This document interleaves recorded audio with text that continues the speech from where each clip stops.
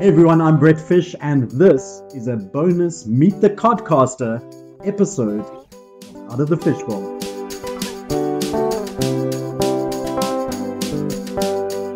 Before I introduce myself, I want to do a quick shout out to Stephanie Fuccio, who is from Podcast Matchmakers, and you can find Steph at PodRevDay.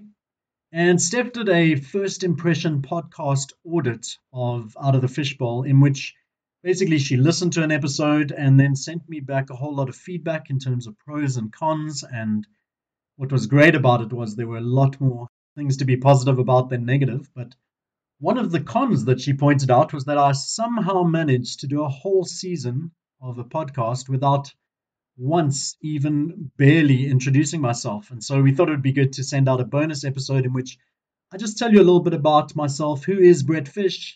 Who is this podcast for? What's it about? And what can you expect and hope for in season 2 that is going to be coming up shortly? So that's what we're going to do. So shout out to Steph and check out Podcast Matchmakers and see if you can get a first impression podcast audit if you are somebody that has a podcast. So who am I? I am a 47-year-old. I like to think of myself as a 20-year-old living in the body of a 47-year-old. I'm living in a place called Deep River in Cape Town, which is one of the most beautiful and one of the most messed up places in the world. Beautiful, life-giving, world-enlarging diversity, and often at the same time, small-minded, soul-crushing racism. It's a place where wealth and poverty can live across the road from each other, sometimes even next door to each other. And so in this conflicting chaos, I simply see myself as a guy who is passionate about people, passionate about a world that works well for everybody who lives in it, and just someone who's trying to make a difference in the lives of people around me. And so to some extent, I think that answers the question, why Out of the Fishbowl? And who is it for? I feel like, I know this is dangerous because I know you're supposed to have a specific demographic and audience, but Out of the Fishbowl is really for everyone. The hope is that we are going to be looking at a theme that is linked to a life lesson that really just helps us to kind of do and be better in the world and better with the people around us. And so season 1 has recently concluded about a month ago. It consists of 7 episodes, starting with the controversial pineapple on pizza debate. And that episode was really well received. And you can find all of those episodes on Apple or Spotify or pretty much everywhere that podcasts love to hang out and exchange stories with each other. And who am I? I'm a guy who likes to tell stories. And so I have a blog. I am quite active on the Twitterer. You can find me there at BrettFishA, and on Instagram.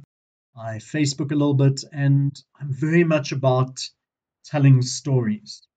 I work with an organization called Heartlines, which is a values-based story-sharing organization. And so we basically gather small groups of people, and this worked a lot easier and more simply before kind of pandemic times, but we've moved some of that to Zoom, and as the world is hopefully getting towards normality again, we're finding ways of having live spaces, but getting small groups together and creating safe spaces where people can just share their stories and hopefully see each other and connect with each other. And I've also been involved in improv comedy for over 20 years with a group called Impro Guys, which is spelled Guise, Impro Guys.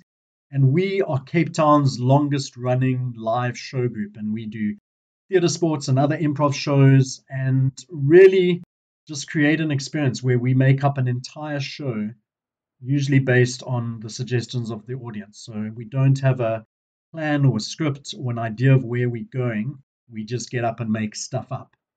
And that for me has been something that I really enjoy. I'm not someone who's really great with rehearsals or going over the stuff again and again. And so combining storytelling with improv for me has been very life-giving. And I find that I do that in a number of spaces. So that's my work, but also in some volunteering I do. I facilitate storytelling and creating safe spaces both for people to tell their stories, but also to listen to the stories of others. And so in terms of what Out of the Fishbowl is about, there's an essence to that where each episode starts with a quote and typically a story or stories from my life. that relate to some theme, and then the rest of the show is just exploring that theme, but from the point of view of story. And hopefully, the idea is that this will touch a story that you, the listener, are involved in some way. So in season 1, we looked at stepping on Lego, we looked at near drowning experiences, we looked at fighting with people on social media, things that you might find yourselves involved in. And so as I tell some of my stories and some of my reflections on those things, the hope is that you are going to engage with those, that it's going to teach you something, it's going to inspire you, or maybe just encourage you, or just let you find some kind of overlap or some kind of connection to the stories that I'm telling and the ideas that I'm speaking about. And the hope is that after we have these engagements, all of us can kind of be and do life a little bit better. And then one of the biggest parts of who I am is that I love Jesus. And I know that that's a trigger word for a lot of people, or maybe the idea of being a Christian is a trigger word for a lot of people. But at the same time, as much as I love Jesus, I'm strongly opposed to so much of Christianity that has gotten Jesus and his teaching so horribly wrong. And I'm sure that's something everybody can relate to. Spaces where the church has just kind of messed it up completely and moved away from who this Jesus person is. And so I have a tattoo on my arm of a fish, which is my nickname, not my last name. And the fish is an acronym which stands for Faithful in Serving Him. And just serves as a daily reminder to me, not of a place that I've arrived, but as a mark of something that I'm hoping to do, something that I aspire to be more like Jesus, who in his words and in his actions and in his attitude, just for me feels like the most exemplary hero person worth following and worth taking seriously. And so when it comes to the love God, love people side of Jesus, especially when people refers to your neighbors and even going as far as referring to your enemies, I love that stuff. When it comes to the looking out for the marginalized and those pushed to the sides or excluded from society or ignored, I love that kind of stuff. And so those are the two things. When I think of Jesus, it's loving people and looking after the marginalized and the ignored and forgotten. And so those things I resonate deeply with, and most of the rest of the stuff linked to Christianity and the church I wrestle with daily and try to figure out. But you will find in my conversations that I refer to Jesus because I find him so incredibly attractive as somebody who is worth following, as somebody that really just looked out for people pushed to the side. So where does out of the fishbowl come from? And to be honest, when I was starting a podcast, which I'd wanted to do for years, the original title that I was looking at for what I call Codcast, for the play on words, was simply that, the Codcast. And that's what I was going to call it. But unfortunately, when I did a little bit of research online, somebody or some group of people were already calling themselves that. And so I found the name Out of the Fishbowl, which actually was the name of a column I used to write for a national magazine. And there's a few things about it. Obviously, there's the fish link, which links to my nickname, but there's this idea of being different, of being set apart. A fish that jumps out of a bowl, there's a sense of danger there, of risk. If this does not go well, then it's going to end really badly. It's going to be the end of your life. If there's not a bigger bowl, if there's not a bigger expanse of water that you're jumping into, little fish, that's going to go badly. And so thinking out of the box, the ideas, the themes that I speak about in my podcast are not going to be strange to you. They're going to be relevant things. They're going to be everyday things that we all have some ideas and thinking about. But the hope is that I might give them a little tweak, a little misdirection, a different angle or different perspective that will hopefully have you going, oh, wow, sure, that's different. That's interesting. That's worth taking on. Maybe that idea you don't like so much or whatever. But the hope is that you'll engage with the ideas. The hope is not that you'll accept all of the ideas that I give, but that you'll think about them, that you'll wrestle with them, that you'll face them head on. Some of them you'll take on, and others you may walk away from. That's really the heart of what I'm hoping to achieve with the podcast. And one of the things I'm really looking forward to with season 2 is I'm going to try and connect it to kind of Twitter spaces. And so that each week when a new episode is released, sometime later that week to open a Twitter space and just give people a chance to engage. So the idea is that you'll listen to the episode and then a bunch of us will jump online and take the conversation further. That is really what I want to see with the podcasting, that it's not me sharing a bunch of ideas and that's where it ends. And even if you don't jump onto the Twitter space, that you'll take it to your family, that you'll take it to your friends. Hey, Brett said this. What do you think about this? This idea seems absolutely crazy. What are your thoughts? And the hope is that these conversations will spark further engagements and further conversations. That's really the hope of us. That will get it, or that will get us to be thinking differently, to be challenging the way we think and the way we live and the way we do stuff, and also maybe taking on some new actions, taking on some new perspectives, and seeing life differently. What else? Who is this guy? So one thing about me is that I own the world's most famous stuffed yellow and white dolphin called Nobob. And the reason I call him Nobob is I was going to call him Bob, but he doesn't bob, and so his name is Nobob. But at the time that I got Nobob, which was around 2000, I won him on a pier in Brighton in the UK at a kind of fairground place. And I was kind of obsessed or fascinated with Blackadder, which is a British TV series with Rowan Atkinson, who also played Mr. Bean. And there was an episode in that series where there was a girl who had to pretend to be a boy to get work because girls weren't allowed to work. And at one point, somebody says, "What's your name?" And she says, "Kate." And they say, "Isn't that a bit of a girl's name?" And she says, "Well, it's short for Bob." And so I love that episode. I love that moment and that exchange. And so when I decided to name my stuffed dolphin, No Bob came to be. And it's capital N, no underscore, and then small letter B, Bob. And people get the spelling and the name wrong all the time. But No Bob is my companion. I love chocolate. Chocolate is my love language, I think you could say. And I love melted forms of chocolate. But I also hate raisins with a passion. If you look at the word raisin, I think I mentioned this in episode 1, it contains the word sin.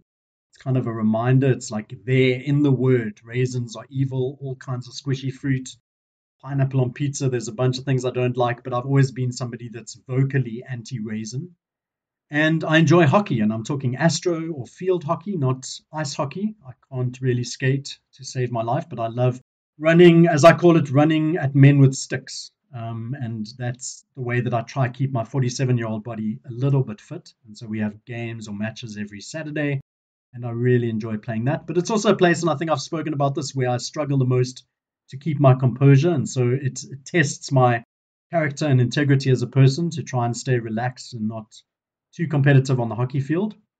I love board games, and I'm not talking about the board games your mom used to play, things like Risk and Scrabble and Cluedo and Monopoly. I'm talking about things that kind of started with the Settlers of Catan, or just Catan as it's now known, that introduced elements of strategy. And maybe I'll talk about that someday. But this idea of having a game where you can't just arrive at the game with one strategy that always wins. But playing the game, you've got to read other people's strategies. You've got to see what comes up. You've got to evolve your gameplay based on the game. And it's all about beating the game that's in front of you. So I really love that. I'm very competitive. I think that comes out. And I love the challenge of taking on a game. I'm also somebody that loves reading and need to make more time for that. And I usually am somebody who just reads one book. I've got friends who have 7 books on their side table, and I just can't do that. But at the moment, because the main book that I'm reading, which is called When Secrets Become Stories, and it's about the abuse of women in South Africa. It's a whole bunch of stories of women telling stories of how men have abused them in different ways. It's hectic, and I can only bring myself to read a story every couple of days. So in the midst of that, or in between that, I've just started reading the Star Wars series. So a trilogy of Star Wars books that was written after Return of the Jedi that a friend of mine had and lent to me. And so those are kind of my popcorn entertainment books in between reading When Secrets Become Stories, which was edited by Sue Nyati, and every man in South Africa should read it, maybe every man in the world, just for us to realize exactly what is going on in the lives of women around us.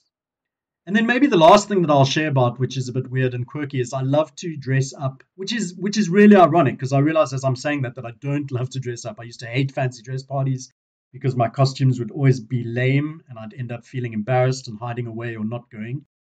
But in recent years, and this is at least a decade of years, I started this thing where I dress up at airports, or I dress up and go to airports when I meet people. And so I have had some amazingly fantastic costumes.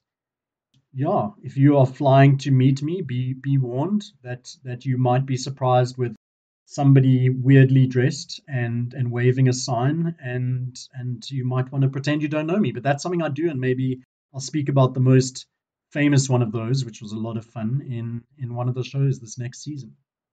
So that's just a little bit about who I am and a little bit about what I'm hoping for in terms of having this podcast. The hope is to create engagement and build engagement and just see people thinking and being challenged about these things. And I have to say that I'm so excited about season 2 of Out of the Fishbowl.